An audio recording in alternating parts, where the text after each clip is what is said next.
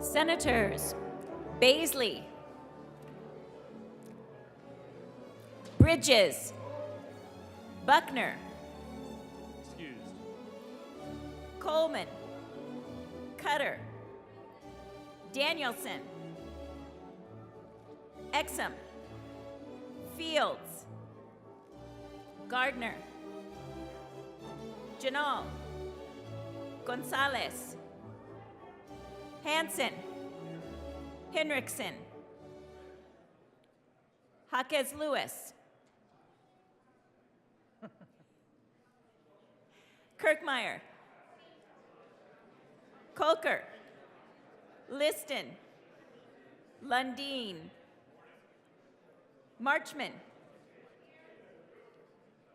Moreno, Mullica, Pelton B, Pelton R, Priola, Rich, Roberts, Rodriguez, Simpson, Smallwood, Sullivan, Van Winkle, Will, Winter, Zenzinger. Mr. President. Here. The morning roll call is 34 present, 0 absent, 1 excused. We have a quorum. Will the good senator from Jefferson County please lead us in the Pledge of Allegiance?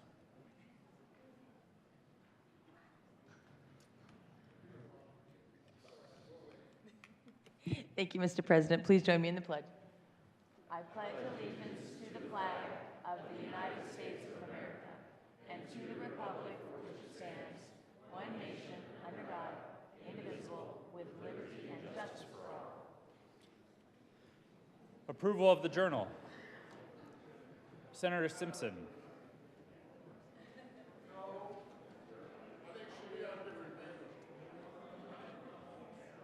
Thank you, Mr. President. Good morning, colleagues. Friday morning. I'm so looking forward to going home. I move that the Senate Journal of Thursday, February the 2nd, 2023 be approved as corrected by the Secretary. You have heard the motion. All those in favor say aye. Aye. All those opposed, no. No. The ayes just barely have it, and that motion is adopted. Senate Services. February 3rd, correctly engrossed, Senate Bill 48. Committee reports. February 2nd, 2023, the Committee on Business, Labor, and Technology, after consideration on the merits, the committee recommends the following. Senate Bill 15 be referred to the Committee of the Whole. A favorable recommendation. February 2nd, 2023, the Committee on Business, Labor, and Technology, after consideration on the merits, the committee recommends the following. Senate Bill 58 be amended as follows, and as so amended be referred to the Committee on Appropriations with favorable recommendation. February 2nd, 2023, the Committee on Health and Human Services, after consideration on the merits, the committee recommends the following. Senate Bill 18 be referred favorably to the Committee on Appropriations. February 2nd, 2023, the Committee on Health and Human Services, after consideration on the merits, the committee recommends the following. Senate Bill 40 be amended as follows, and as so amended be referred to the Committee of the Whole with favorable recommendation, and with a recommendation that it be placed on the consent calendar. February 2nd, 2023, the Committee on Health and Human Services, after consideration on the merits, the committee recommends the following. Senate Bill 41 be amended as follows, and as so amended be referred to the Committee of the Whole with favorable recommendation. February 2nd, 2023, the Committee on Finance, after consideration on the merits, the committee recommends the following. Senate Bill 11 be amended as follows, and as so amended be referred to the Committee on Appropriations with favorable recommendation. February 2nd, 2023, Mr. President, the Committee on Agriculture and Natural Resources has had under consideration and has had a hearing on the following appointments and recommends that the appointments be placed on the consent calendar and confirmed member of the State Board of Stock Inspection Commissioners for a term expiring May 1st, 2026. Eric Morlang of Fort Morgan, Colorado, to serve as a representative of the confinement cattle industry, reappointed. February 2nd, 2023, the Committee on Agricultural and Natural Resources, after consideration on the merits, the committee recommends the following.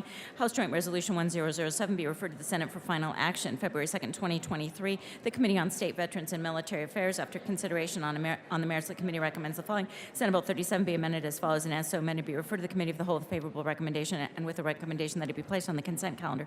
February 2nd, 2023, Committee on State, Veterans, and Military Affairs, after consideration on the merits, the committee recommends the following. Senate Bill 36 be amended as follows, and as so amended be referred to the Committee on Appropriations with favorable recommendation.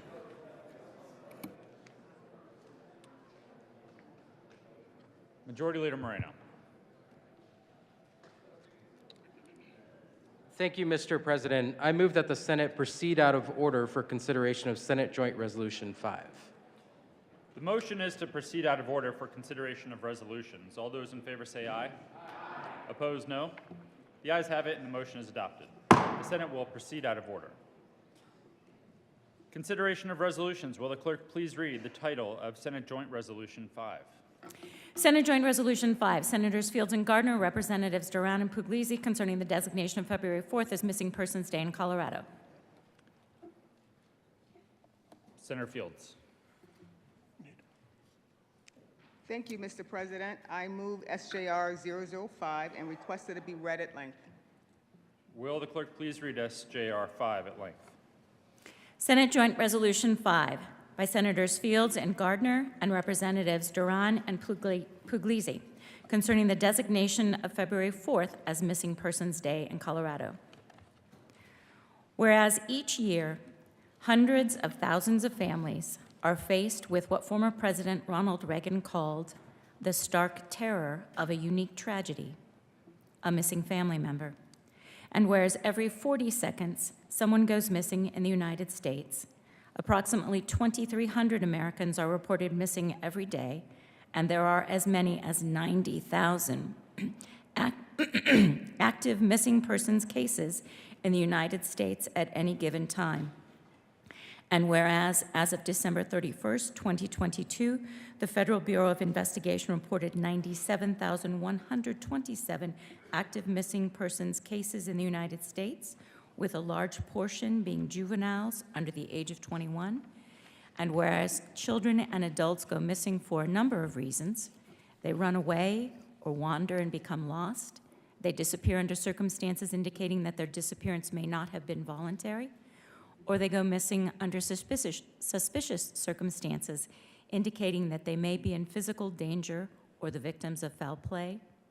And whereas in 2022, then Colorado Governor Bill Owens signed House Bill 021083, establishing the AMBER, America's Missing Broadcast Emergency Response Alert Program in Colorado, named after 9-year-old Amber Hagerman, who was abducted and killed in Texas in 1996.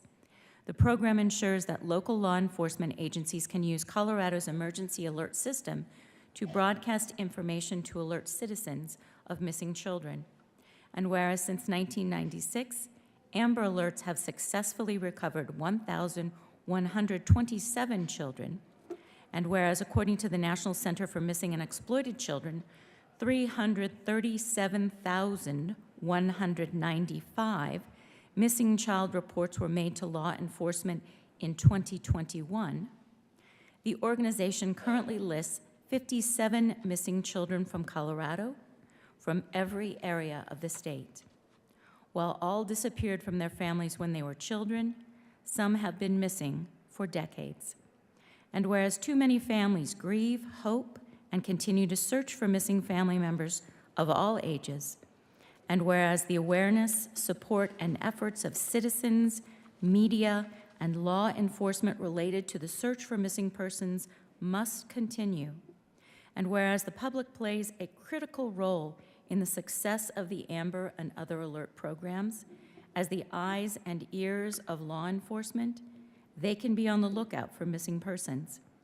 And whereas the common misconception that a person must be absent for at least 24 hours before being legally classified as missing is dangerous when there is evidence of violence or of an unusual absence, it is critical that an investigation begin promptly.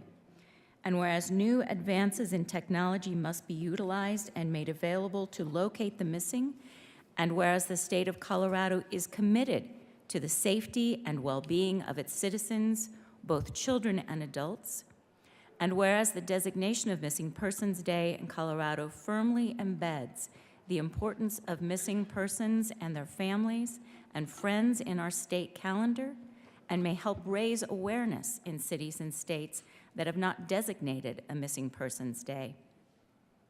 And whereas the designation of Missing Persons Day in Colorado offers a platform to plan events that will connect families with resources to help identify and find their missing loved ones, and whereas the designation of Missing Persons Day in Colorado ensures that the families and friends of the missing know that they are not alone in their tragedy, uncertainty, and lack of closure, which lead to long-lasting suffering and impacts on the health, finances, and relationships of those left behind.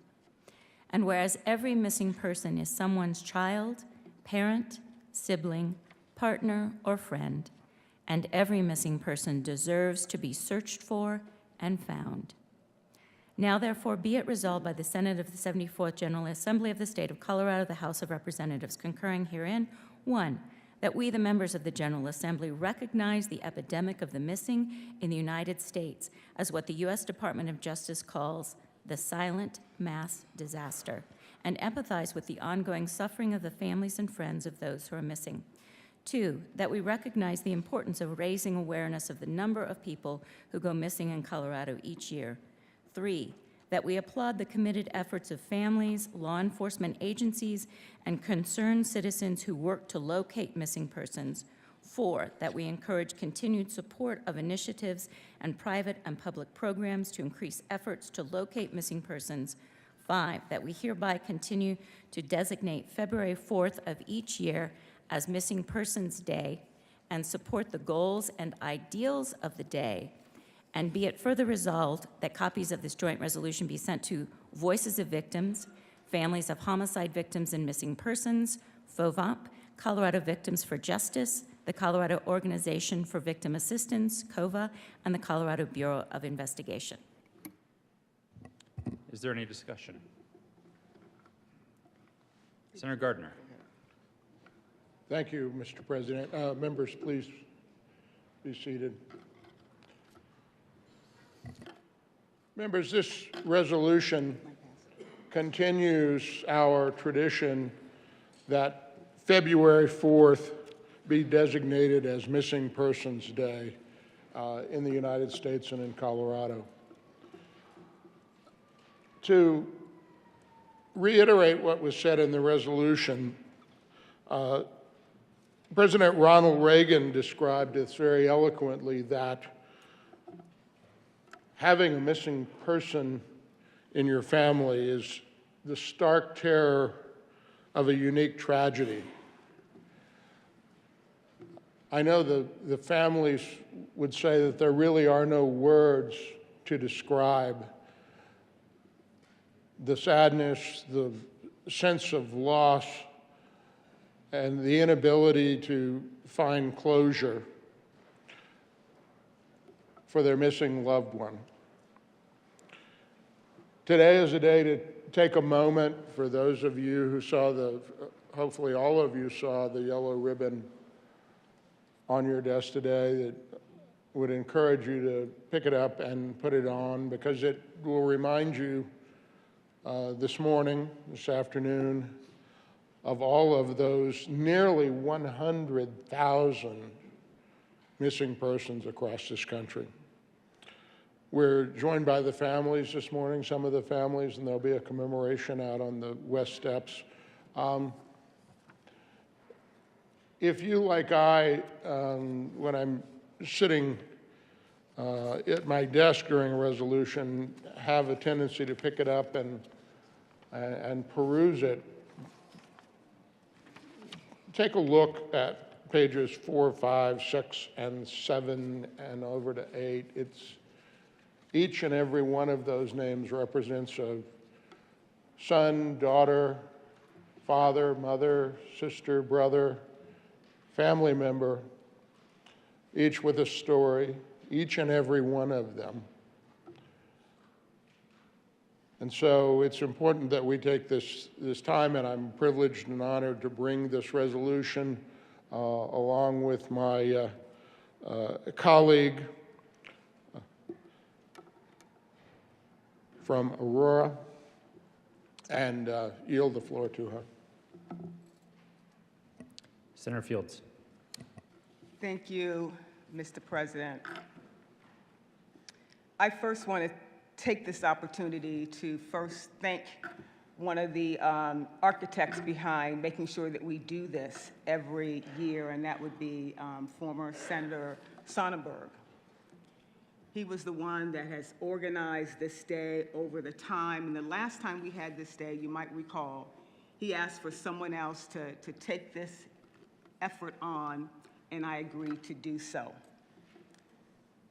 So I also want to thank the family and the friends that are here today in the Senate chamber, because I know what it takes to pull yourself together to get here. And the reason I can say that is because I understand what pain looks like. I understand what it's like to touch that darkness when someone you love is missing. But today, I hope that you will find solace in knowing that this state is not going to leave anybody behind. The Colorado Department of Public Safety is here. They have extended invitations to you because we want you to know that we have support programs and services for you. We're not going to forget investigating where is your loved one. But it takes all of us. And so I have a couple of pictures. When I say it takes all of us, you know that no crime can be solved without a witness.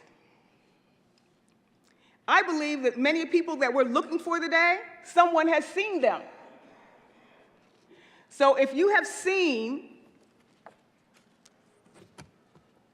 any of these folks that are now missing, that's out in our community, I urge you to contact authorities and let them know that you've seen this person. A mother, an uncle, a grandparent, a friend. We can't do all the work alone. I know that each and every one of you have been looking for your loved ones. I can't even imagine having to interact with the law enforcement when they say, well, when was the last time you saw them? What do they have on? Did they have a tattoo? Tell us about their friends.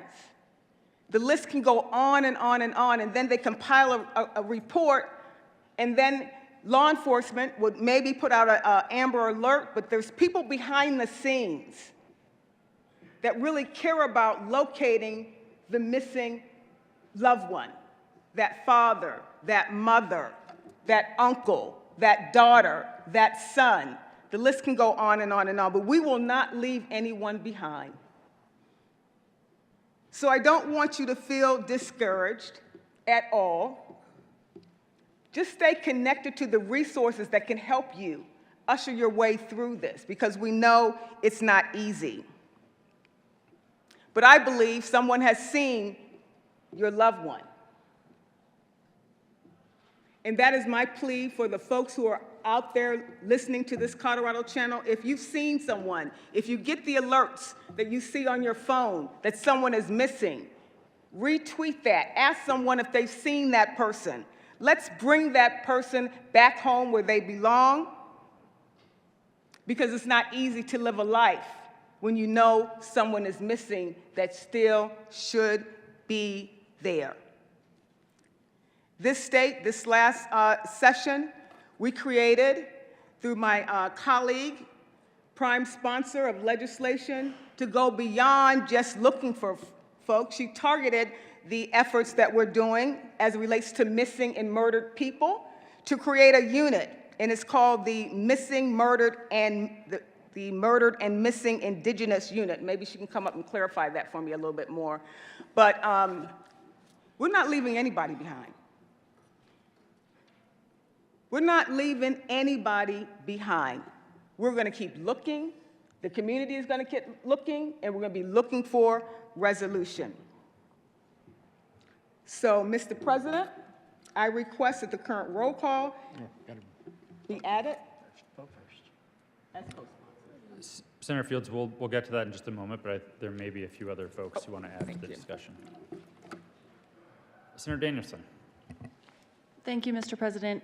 Thank you to both of the sponsors for bringing this measure, and to you colleagues for your time and attention today. I will be brief.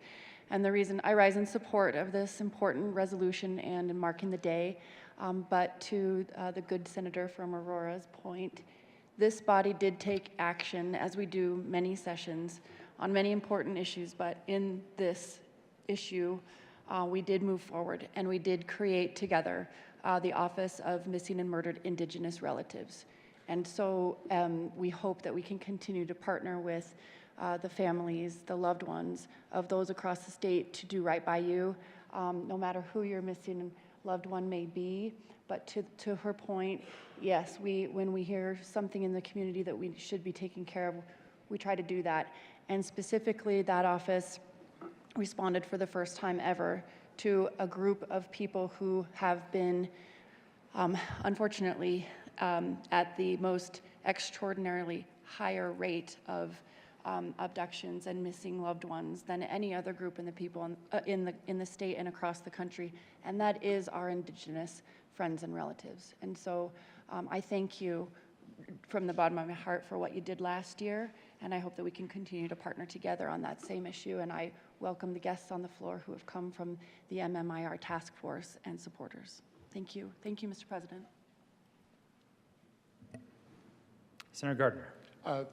Thank you, Mr. President. Senator, now Commissioner Sonnenberg, texted me last evening and wanted me to especially extend thanks to all of us and to my colleague from Aurora for continuing this resolution this year. And with that, if there's no further discussion, Mr. President, we renew our motion for passage of SJR 23005. The motion is the adoption of Senate Joint Resolution 5. Are there any no votes? With a vote of 34 ayes, 0 noes, 0 absent, 1 excused, Senate Joint Resolution 5 is adopted. Co-sponsors.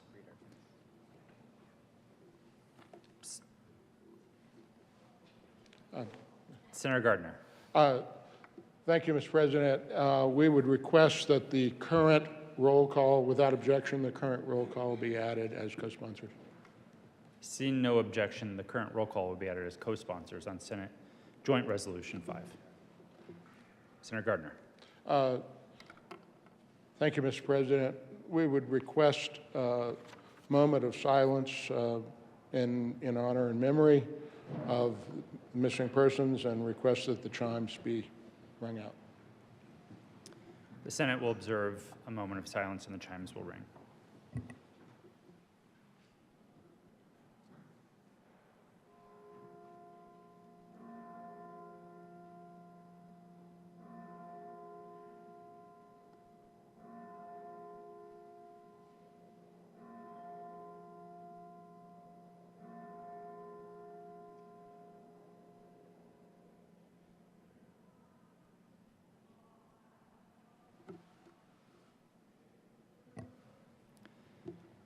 Thank you, members. The Senate will stand in a brief recess to allow members to greet our guests.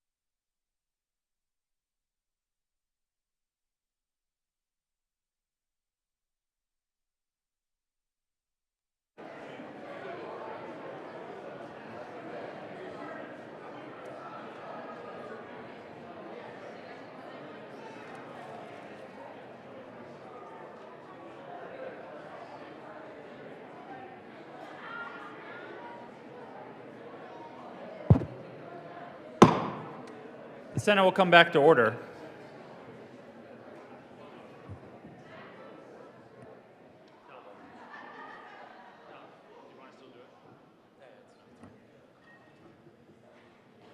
General orders. Second reading of bills. Senator Rodriguez. Thank you, Mr. President. I move the Senate resolve itself into the Committee of the Whole for consideration of general orders, second reading of bills. You have heard the motion. All those in favor say aye. Opposed, no?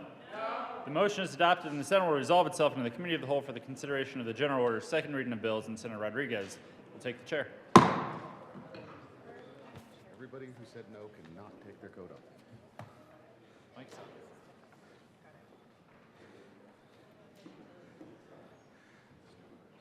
The committee will come to order and the coat rule is relaxed. Will the clerk please read the title of Senate Bill 46?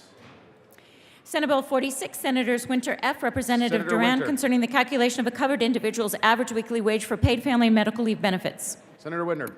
Thank you, Mr. Chair. This is a technical fix to I- implement. Will you move the bill, Senator? Yes. Senator Winter. Thank you, Mr. Chair. I move Senate Bill 46. To the bill. This is a technical fix to implement the will of the voters that was passed at 58% in order to make sure that the wage calculation on the program that we are currently implementing is portable. The benefit was always designed to be tied to the employee and not the employer, and this ensures that the benefit is portable, and I encourage a yes vote. Senator Liston. Thank you, Mr. Chairman. Members, I sit on the Business, Labor, and Technology Committee. We heard this bill the other day, and I can fully appreciate where the good senator from Westminster, yes, it takes me a little bit, where the good senator from Westminster, what she is trying to do. I'll give you a little brief history. As you may recall, this was passed in 2020 with the idea that it would start the deductions or the contributions, whatever you want to call it, by the employer, and the employee will start literally this past month in January. They will each be contributing 0.045, I believe that's right? 0.45% of their salary starting this year, so they've already contributed a little bit this year. And the first benefit where they can actually start drawing on it will start next year. Because some money's got to be in the corpus, in the pot, before they can start drawing on it, which is fully understandable. That's what they did with Social Security many years ago. Back in the 30s, people started contributing back about 1936, but the first benefits weren't paid out for several years later. But, you know, quite frankly, you've got, before the people will start drawing on this, there'll just be 1 year's worth of benefits in this. And I can tell you, working in the financial services industry, the money goes in slow for whether it's Social Security or the family medical leave or whatever it is. But when people need it, boy, it comes out lickety very, very fast. I want to bring to your attention, this just happens to be very coincidentally in today's Wall Street. Senator Liston? Yes. You gave the history. Are we talking about what the amendment does? Mr. Chairman. Or what the bill does? Yes, Mr. Chairman, yes. I'm trying to give a little background so that my good colleagues understand what this is meant to do. So yes, Mr. Chairman. Colleagues, just in today's Wall Street Journal, on the front page of the financial section, it says more Americans tap 401k savings for emergencies. Well, you know, the 401k was meant for retirement, but now then with a unique quirk in the law, it's been allowed that Americans can tap their 401k, not for retirement, but for other emergencies, which I can appreciate. But the catch is that people are taking out literally because of COVID and other emergencies, which it's not defined. They're able to tap their 401k, which they've been doing now without any questions, to the tune of billions of dollars. The point I'm making is that here with this legislation, the money is just starting to come in. There's only been 1 month, and they will be able to take out starting next year a maximum of $1,100 per week. So you can imagine, or at least I can, and I think others can, is that part of the concern about this program is the financial stability of it, is that before it's ever had a chance to really get money in the pot, good, well-meaning people are going to start tapping it and hitting it hard to the tune of $800, $900, $1,000, $1,100 a week. The financial integrity of this program will be in serious jeopardy right off the bat. I can appreciate what the good senator is trying to do, but I think we're trying to get the cart before the horse by adding so much extra benefits, which quite frankly I believe that the public really was interested in setting up the program, not enhancing the amount of money that would be out there so quickly. So before we start allowing the people who may need this really hitting the principal and draining the principal before it's there and attacking the financial solvency of this, quite frankly, I would urge a no vote on Senate Bill 46. Thank you very much. Senator Winter. Thank you, Mr. Chair. This does not change the solvency of the program. If you read the fiscal note, it doesn't actually change the benefits or the solvency. It's changing how we're calculating it. This is not an enhancement of benefits, and that is reflected in the fiscal note. Senator Baisley. Thank you, Mr. Chairman. I'd like to address the employers of Colorado. We're going to see a series of employment bills, this being the first of them, and there are more coming down the line this year that will affect your businesses.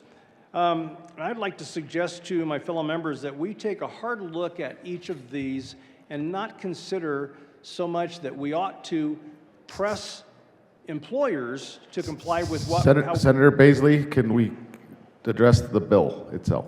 Yes, I am. Thank you, Mr. Chairman. This bill in particular will affect employers, and I think it's a fine conversation for us to have about the nearly 100,000 employees that we have in the state of Colorado as employees of the state of Colorado. But I don't find it appropriate that we then, through this bill, press that issue onto all other employers throughout the state of Colorado. So it's a fine conversation for us to have as an employer, how we want to treat our employees and to incur the cost associated with how we treat our employees, but to then press that on to all the many, many other employers, I just think is just, it's an inappropriate thing for us to do, not the role of the state of Colorado, not the role of the legislature to do in any kind of a quick, haphazard manner. I would recommend some real caution against this bill. Thank you, Mr. Chairman. Senator Winter. Thank you, Mr. Chairman. This does not impact employers at all. Actually, this is about how CDL does the calculations and implementations of a very popular program that the voters of Colorado voted on in 2020. This bill does absolutely nothing for employers and is about the implementation that we have trusted CDLE to do. Senator Smallwood. Thank you, Mr. Chair. Good morning. Good to see you. Good to see you, Senator. Happy Friday. So I want to, first of all, thank the good senator from Westminster for taking the last 12 months of my life to learn about this program, months that I will never get back. I understand from the news reports that she specifically was called out as being elated when this bill passed, and I know it was a passion of hers for a number of months or years.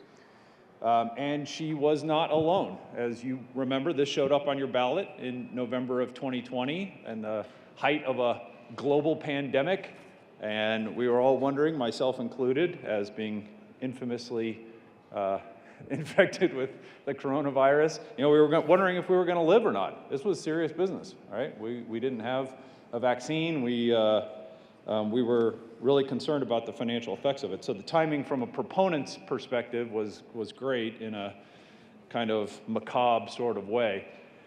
But 57% of the state of Colorado, those who voted, approved this, and so here we are. Now we get to figure it out, because it was voluminous. A lot of it, you can tell the good senator from Westminster didn't write it, because a lot of it was vague and open to interpretation, and I'm sure had she written the bill, a lot of these more obscure pieces that were left to rulemaking would have been spelled out in our statute. So this particular, not the bill we're talking about today, but the law that created this concern has been in rulemaking for a really long time, right? Because it was so vague. But I do need to disagree with the senator when she states to all of you that this does not impact employers. This bill, Senate Bill 46. Because Senate Bill 46 absolutely positively, in my opinion, will impact every employer in our state unless you're one of those few entities that are able to opt out. And as you probably know from the way the law was written, there's only basically one group of businesses, organizations in the state of Colorado that can opt out. Guess what that is?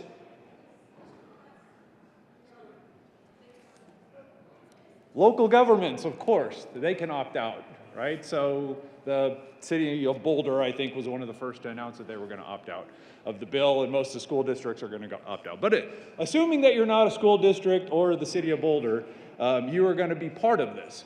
So the concern is a couple-fold. First of all, we've got the cost, right? So we're looking at 45/100ths of 1% of payroll that workers in our state need to pay, plus a matching 45/100ths of 1% of payroll that the employer needs to pay, assuming the employer has 10 employees or more and isn't a local government, or, like us, state senators, because we don't have to participate in this either.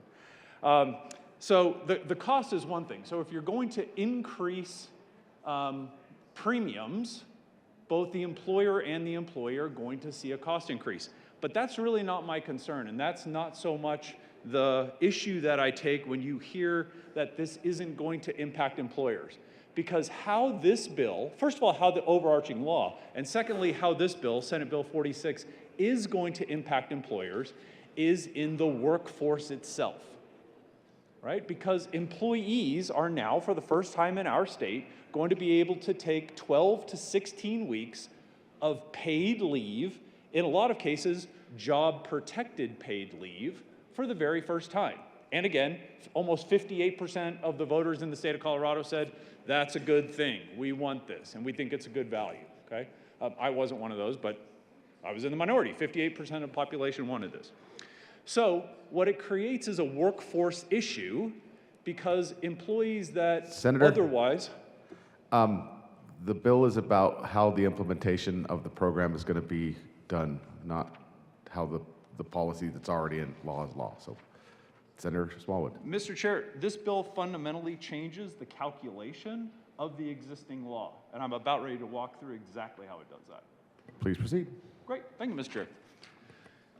So if you'll grab Title 8, which is where this law sits, and we can look to see what is being modified in Senate Bill 46. So basically, the law before Senate Bill 46 says, and I'm on page 3, line 19, that the amount of benefit to a worker is going to be determined by the division. We're talking CDLE's new family division, right, that they've just created, this new enterprise. So this division shall calculate a covered individual's weekly benefit amount based on the covered individual's average weekly wage earned from the job or jobs from which the covered individual is taking paid family and medical leave up to the maximum total benefit established in section 8-13.3-506, okay? So what is being struck, you'll see, and the bill is very simple. Kudos to the senator from Westminster. The bill is really simple. We're just striking the part that says earned from the job or jobs from which the covered individual is taking the paid family and medical leave. But the reason why this is important, and I know, Mr. Chair, you'd love for this to be something that we could do in a sound bite, but it's complicated, all right? Striking this is complicated because when a person goes out on benefit, starting January 1 of 2024, all right, all workers, unless of course you work for a local government like the city of Boulder or most school districts, are eligible for this benefit. When they go out, the question that is going to be asked is, okay, are you eligible? So have you worked in Colorado? Are you registered here? Have you been paying in premiums? Do you work for a local government or not? And why are you taking leave? Okay, are you sick? Are you going through a traumatic, tragic event personally? Are one of your loved ones going through one of these events?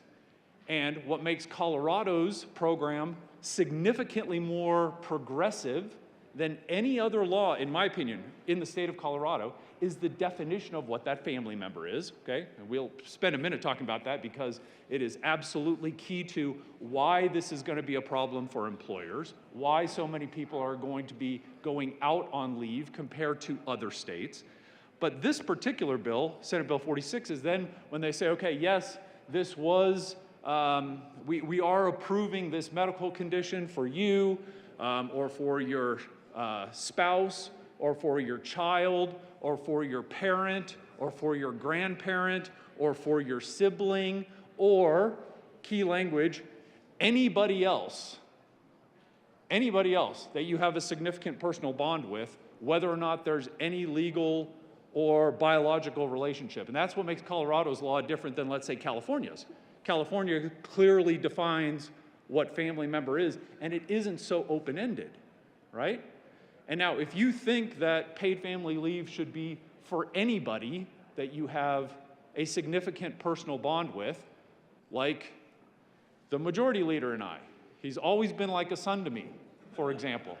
We have a 6-year relationship, right? So if something were to happen to the good senator, ostensibly, because he is like a son to me, I should be able to take 12 weeks of paid job-protected leave to take care of him. But that's a totally different part. It is part of what makes employers so nervous in our state because they're very worried that because it's so open-ended, their workers, and this is true, their workers are going to have an easier time qualifying for leave than they will in Massachusetts or California or New Jersey or Puerto Rico simply because of the definition of family member. So to say this doesn't impact employers, remember, employers already have their radars up because people are going to be out on job-protected leave and qualify for that really easily.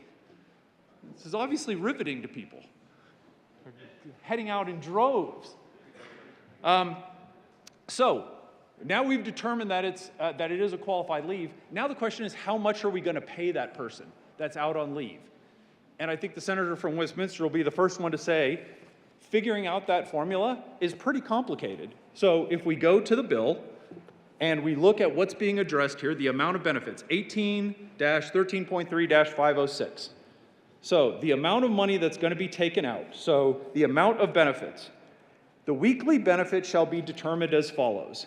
It is Roman numeral 1, the portion of the covered individual's average weekly wage that is equal to or less than 50% of the state average weekly wage shall be replaced at a rate of 90%. So I'm going to cut right to the chase here because you all are good at math. I learned math in Kansas, okay? So 50% of the state average weekly wage. Anybody know what that number is? Raise your hand. Everybody knows what the number is. Okay, in the county of Denver, it's $1,800. Okay? In Douglas County, where I'm from, it's closer to $1,600. Okay? So 50% of that, let's say Denver, 50% of $1,800, $900 per week, $900 times 52 weeks. This is a person that is earning $46,800 a year.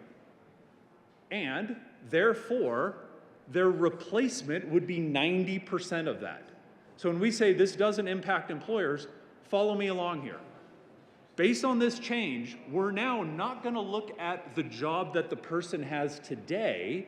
We're going to look at the job that that person had over the 5 preceding calendar quarters. Okay? So you can have somebody that was working in a job, making $46,800, and they're working that job for year after year after year after year. Then they get fired, demoted, hate their job and want to go to something else. So they move to a job that is paying them less. Okay? So they were making $46,000. Now they're making $40,000. Okay? So they voluntarily take a pay cut. What this bill, I think what the sponsors were trying to do is to say, look, it's not fair if you've been paying into the paid family and medical leave program year after year after year, you get fired, and now you all of a sudden have to take some other lousy job or what feels lousy to you, earning way less. So if you take leave, now we're only going to base your benefit amount on this new lousy job that you just got forced into. And colleagues, I agree with that. I agree with that. That doesn't feel right to me. But unfortunately, that's not what this bill does. This bill looks all the way back over 5 calendar quarters, and I'm happy to walk you through chapter and verse exactly where, because the division's going to be able to determine this. And they could say, okay, now we're not talking about somebody that got fired or laid off last week, last month, 2 months ago, 3 months ago. We're saying, let's say you took that job 6 months ago,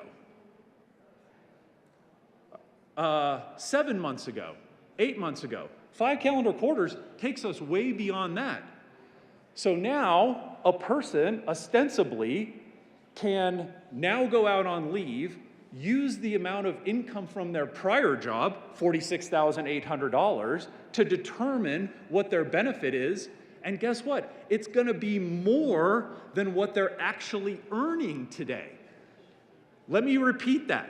You can go out on leave with this bill and make more money on leave than you would working in the job that you're working in today, the job you've been working in last month, the job you've been working in 5 months ago, the job you've been working in 7 months ago. You can make more money on leave than you can working. Colleagues, who in their right mind would rather go to work and earn less when you could take leave and visit your best friend, the majority leader, and help him through his complicated medical issue in Tampa?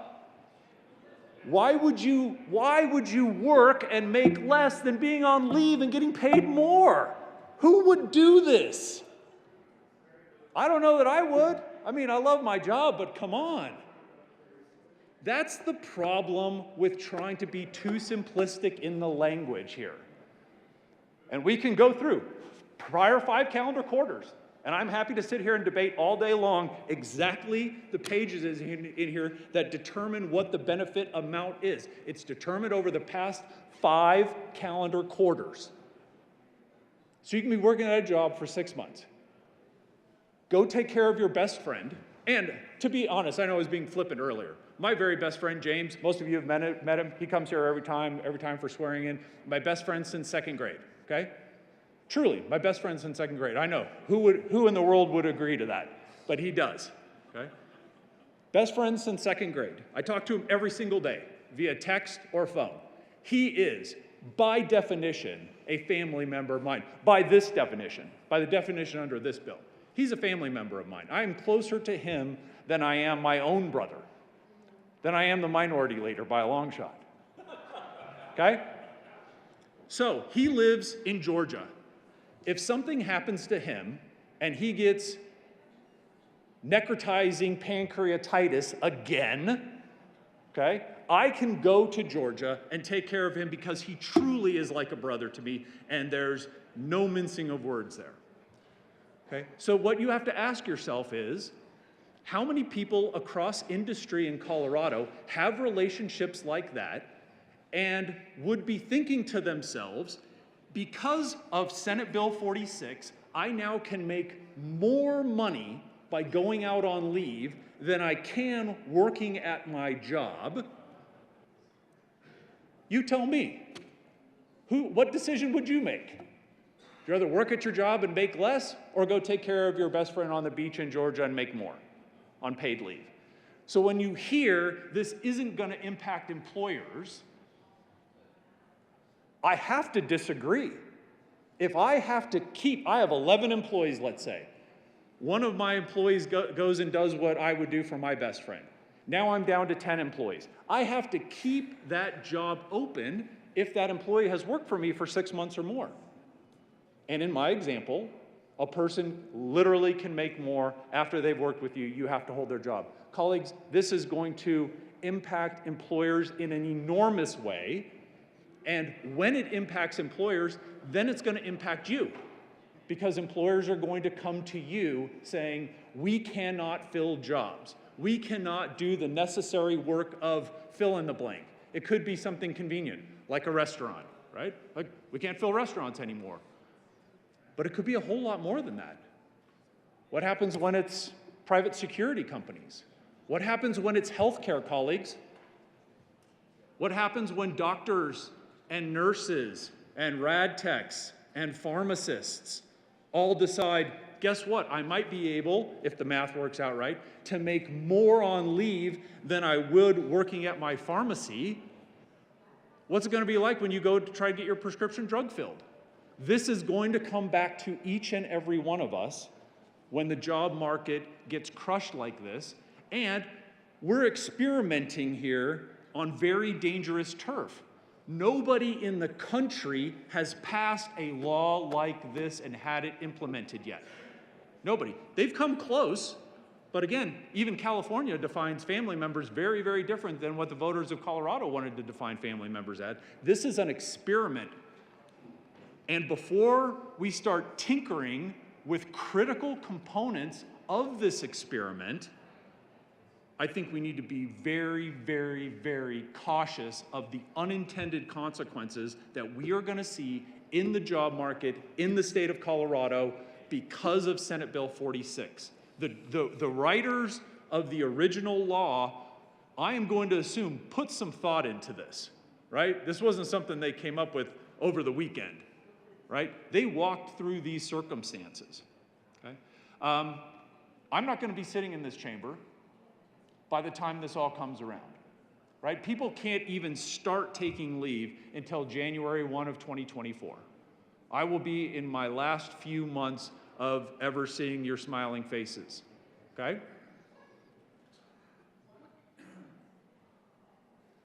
I'm not going to be here. You're going to be here.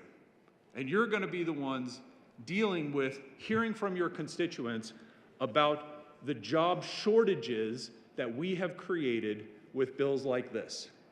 We need to be really careful with this, colleagues. I would strongly encourage a no vote, and I will sit up here because I would love for somebody to come up here and tell me where I've done the math wrong in determining what 90% of 50% of the state average weekly wages are.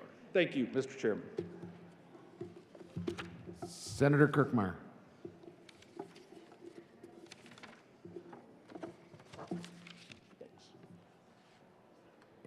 Thank you, Mr. Chairman. Always so much fun to follow my good friend, the good senator from Douglas County. I will speak to the bill, and here we go.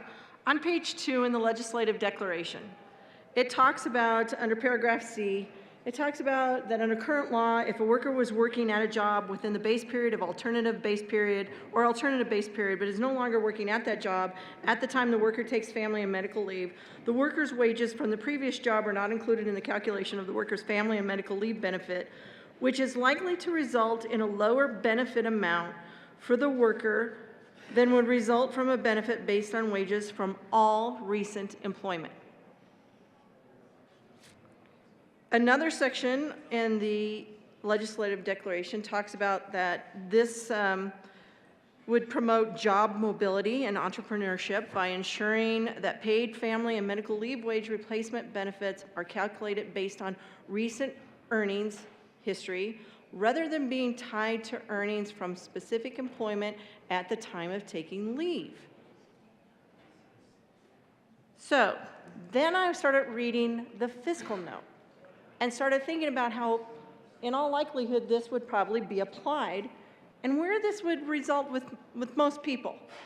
And I guess I'm thinking that most people, when they change jobs, mobility, trying to increase mobility, and when they change jobs, they normally don't go from a lesser paying job.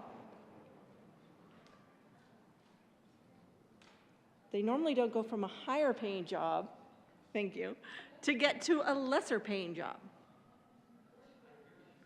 Unless, of course, you go get elected and get one of our jobs.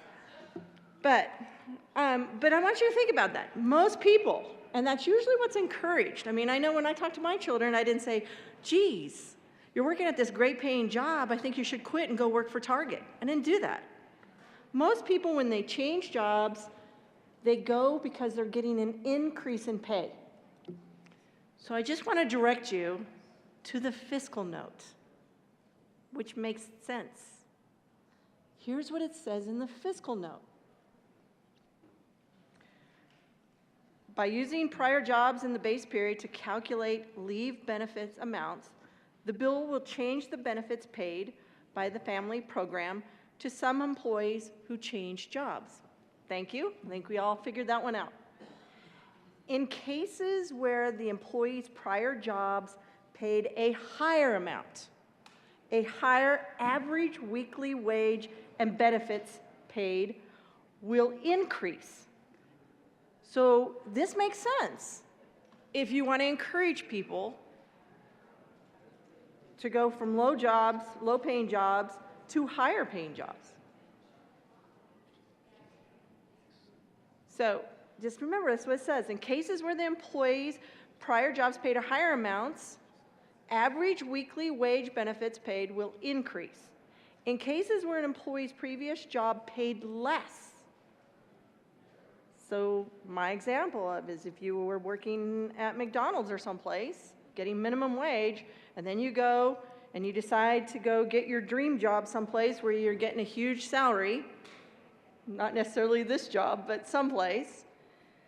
In cases where an employee's previous jobs paid less, average weekly wage and benefits paid will decrease. They will decrease. They won't increase, which I'm assuming is what we were trying to get to.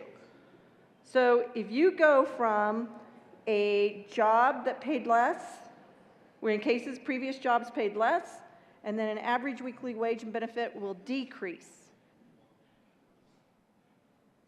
So you went from a less paying job to a higher paying job, and then let's just say, I don't know, something happened, some medical reason happened, you've got to take family leave, you've got to go, your child or something got sick, you've got to take off, and you switch jobs in that 5 quarters, you will get paid less. That's why this doesn't make sense. I understand we're trying to get to a technical change. I think I understand what the Senate sponsor is trying to do on this, the good senator from Westminster. I just don't think it's getting to where she's trying to get it to. I don't think the technical fix is something that actually fixes things, and I think we'll be right back here trying to figure out another technical fix. In the meantime, an employee whose previous job paid less and benefits will decrease in that 5 quarters. They'll decrease. Remember, we're trying to encourage people. Mobility is great when they're going to a higher paying job. They go to a higher paying job. Medical, something happens, and they have to basically take leave. They will get paid less. And that is right here in our fiscal note. So for those reasons, I would encourage you to not support this bill. Senator Lundin. Thank you very much, Mr. Chairman. We all show up intending to do good things by virtue of the work we do here. And occasionally we have a bill that we perceive to be really simple. A bill such as this, all this bill does is strikes 2, 4, 6, 8, 10, 12, 14, 16, 18, 20 words from the statute. That's simple. But the reality is we are not Jean-Luc Picard on the bridge of the Starship Enterprise, able to say, make it so. And it happens in that way. The reality is, the exposition you got just a few minutes ago from the senator from Douglas County is a fraction of the exposition that the CPAs, attorneys, and other business counselors who will help businesses navigate this 20-word exclusion from the statute will, in fact, apply into the lives of business. And so what Senate Bill 46 has the effect of doing is, even though the initiative translated into statute, placed into the law, the effect of the law of the land across the state of Colorado, has only 1 month into its beginning of collection in anticipation of a year from now actually going live, becoming active in providing benefits to people, even though it has barely landed, we're tinkering with it in a way that creates complication, throws sand in the machine of the economy of Colorado, throws sand in the machine of every business, requires further interaction, compliance conversations, compliance check-ins with advisors that don't work for free. They all expect to get paid for providing clarity or at least interpretation in the vagueness of the law as we change the law on the move. This small bill, which is presented, hey, it's nothing, just make it so, is actually one more weight on the backs of the people that provide the jobs that we all rely on, that we all need in order to have a meaningful and productive economy. Senate Bill 46 seeks to achieve something that the sponsors of the idea, the sponsors of the initiative that was brought to the people, the sponsors of the legislation that was run prior to the initiative being offered, it's one more effort to make sure, well, that's not quite what we wanted. We want the benefits actually to be a little bit more for people. And so we need to make an adjustment here in the statute. In pursuit of that, before it's even settled, before it's even been put into place, we're tweaking and adjusting and changing that has the effect of creating a drag on the economy of Colorado as we're heading, very likely, the analysts say we're either in recession now or we're headed into recession. Layoffs are beginning, people are losing jobs, and we're creating greater friction, greater difficulty for the businesses that we all rely on. Quite frankly, the taxes come from the productive economy. Everything that we want to do through this building that requires dollars does not happen if the economy is not turning over properly. So, Senate Bill 46, as you've heard, creates complication, difficulty, friction in the real economy of Colorado. Quite frankly, it's creating complications for the business owners. As you look at the words here, earned, you think earned's that simple? Well, you've got to define earned. Job or jobs, well, now the employer has to go back across those 15 prior months. They've got to figure out how many jobs did that person have. Covered individual, you would define covered individual, well, it's pretty permissive. We heard in the other chamber when the governor brought his State of the State address, he said, Colorado is not California. It sounded fairly defensive to me the way he said it, and here we are, he's right. Colorado is not California. Colorado's worse than California when it comes to this. Covered individual, well, here in Colorado, it's anybody you have a relationship with. Taking paid family and medical leave. So this is a meaningful bill. 20 words coming out of the statutes. The principle, the effect of 46 is far bigger than we might think it would be. Certainly, it's far bigger than the sponsors. They brought it. Well, it's just simple. Make it so. The reality is it's complicated and difficult. And here's the challenge, friends. This is the canary in the coal mine. We are going to have iteration after iteration after iteration of the sister bills of Senate Bill 46 that will seek to clarify and clean up that which is in place, all of which will have the same effect. If you're a small business owner scraping to make by in a challenged economy, pick up the phone, call the CPA. I realize the CPA is $250 an hour.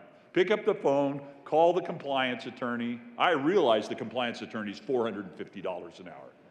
Find out what you need to do in order to comply with this most recent change in the law so you do not find yourself on the wrong side of an employee lawsuit. Nobody wants to be in an employee lawsuit because they're part of your team.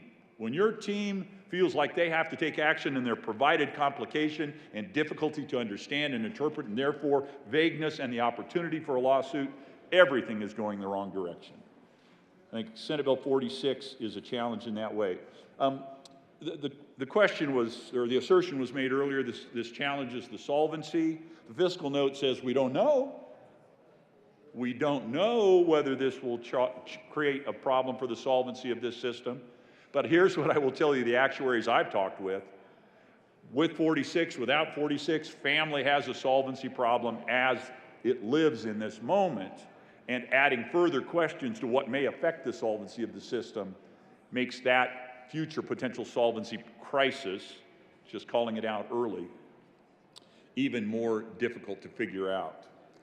Mr. Chairman, thank you very much for your attention. Colleagues, thank you as well for your attention. I stand in opposition to Senate Bill 46 as for the reasons I've just described. Thank you, Mr. Chair. Thank you. Is there any further discussion? Seeing none, the motion before the body is the adoption of Senate Bill 46.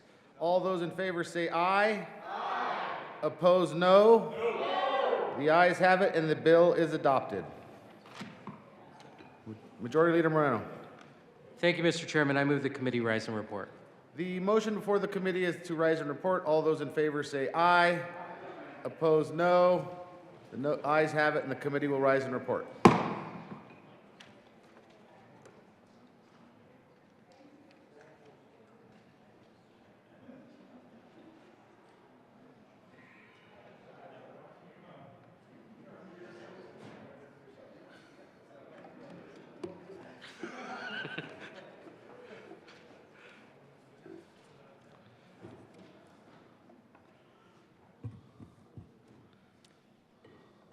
Senate will come to order. Senator Rodriguez. Thank you, Mr. President. The committee has met and had a bill under consideration. And will the clerk please read the report?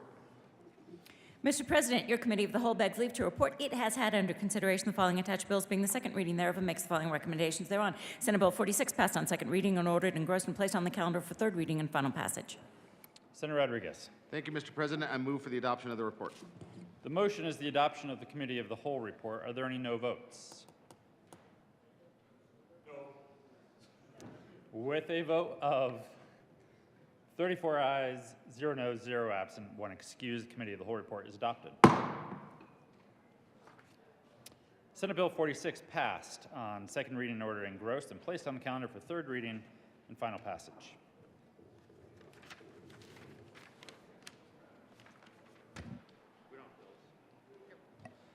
Announcements.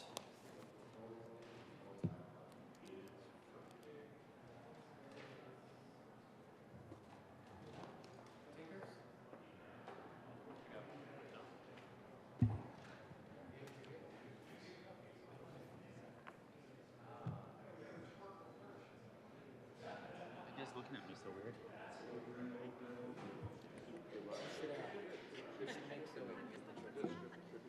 Why?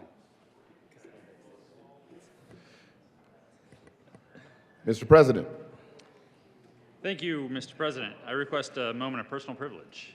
Moment of personal privilege granted. Thank you, Mr. President. Members, I want to tell you about a fellow. fella. There comes a time when there are people in our lives that decide to move on and do something different. I think it's important to take the moment to honor their service, their friendship, their advice on good beers, and make sure that we give credit where it's due to a man who loves the sea, just loves the cold, misty wind in his hair. Comes from a long line of sea lovers.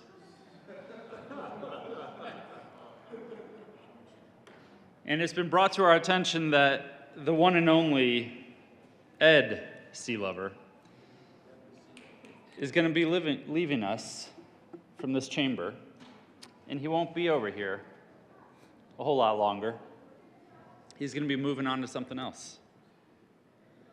Ed, you have contributed so much to this state. You have reported on so many issues over the many, many years that you have been covering this building, whether it is at the Colorado Springs Gazette, the Rocky Mountain News, and for the past 14 years, the Denver Business Journal. We are going to miss you. What I gather is you will not be going too far, and we will still be seeing your friendly face around.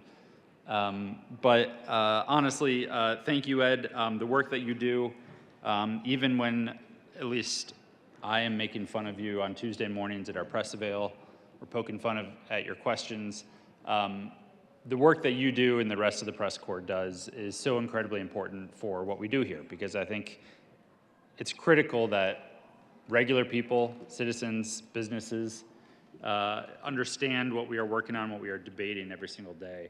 And what you all do over at that press table is make sure that people are informed and that democracy can live on, because democracy can only live on with an informed electorate that's aware and sees the work that their representatives are doing every single day. So honestly, thank you, Ed, for all of your service and the work that you have done. We do have a tribute here for you. I'm not going to read it, and I'm not going to ask the reader to read it. But I hope you do cherish it, and every time you look at it, you think of your good friends over here in the Senate.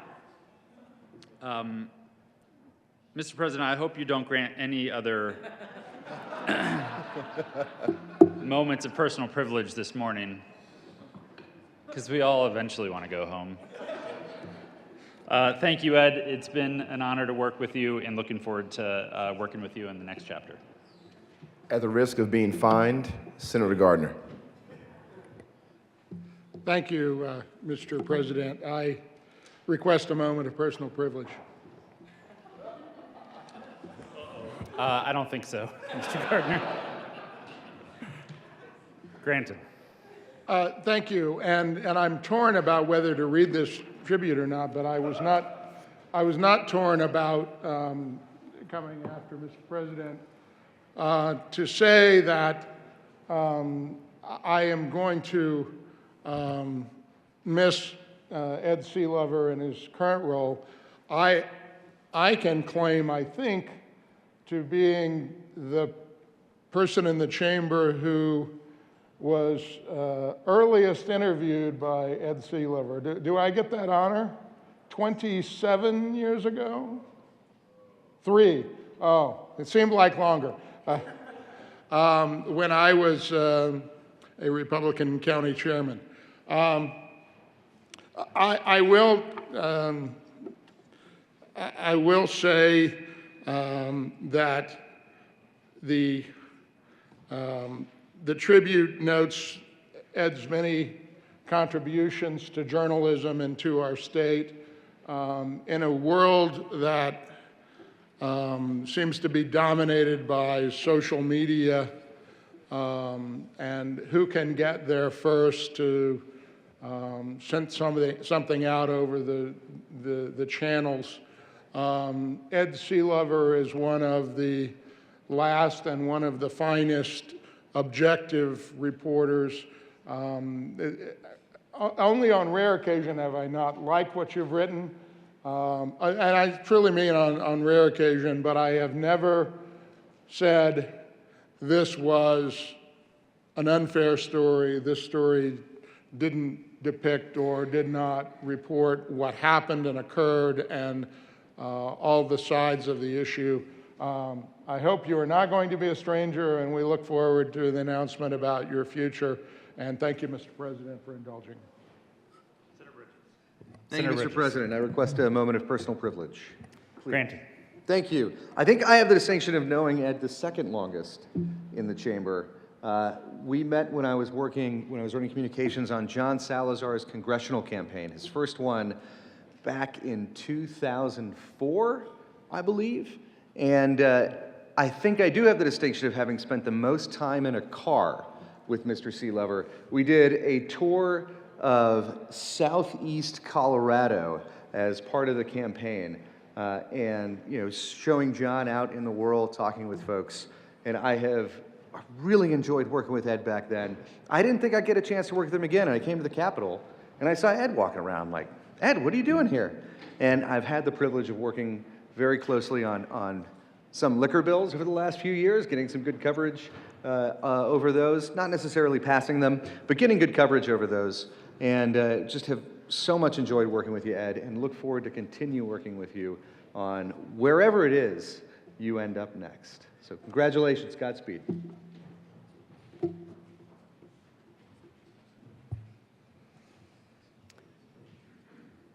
Further announcements. Senator Sullivan. Thank you, Mr. President. I ask for a moment of personal privilege. Granted. Today is the 550th Friday since my son Alex was murdered in the Aurora Theater Massacre, along with 11 others. It's also the third day of National Gun Violence Survivors Week. This is the date that gun deaths in the United States surpassed the total number of gun deaths experienced by peer countries for an entire calendar year. This is a time to encourage survivors to amplify their voices, especially those who are underrepresented in stories that are told. I know for me, trying to maintain a survivor attitude is a struggle. You see, there are countless sights and sounds that I may experience on a daily basis that can easily draw me back to being re-victimized to the day Alex was murdered. Yesterday, I sat in the State and Veterans Affairs Committee for over 2.5 hours while looking at someone's aide's laptop that had a large sticker of an assault-style weapon. It looked very much like this weapon that the killer brought into the movie theater and killed 12 and injured 70 others. I had to look at that for 2.5 hours. I struggled trying to get back to the project that was going in front of me, but all I could do was keep thinking about what I heard that day, what I saw that day, and evidently where we ended up. I don't believe in coincidences. That staffer was put in front of me by someone for some reason. I don't know what it was, but that's what follows me down here every single day as I endure walking these halls as the parent of a murdered child. So I ask you today to reach out, to listen to the other survivors just like me, hear what they have to say, and work with us all to stop this public health crisis that is gun violence. Thank you, Mr. President.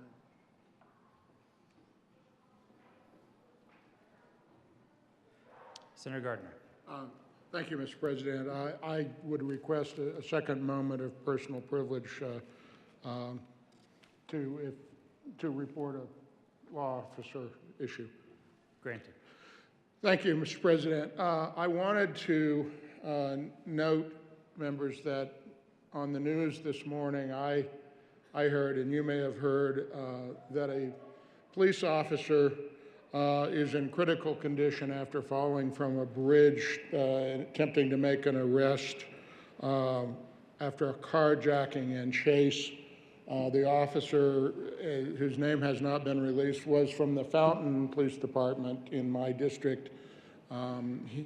He or she is in critical condition in the hospital, and I know that the families of the department and the community would appreciate your prayers, and we will follow the story. Thank you, Mr. President.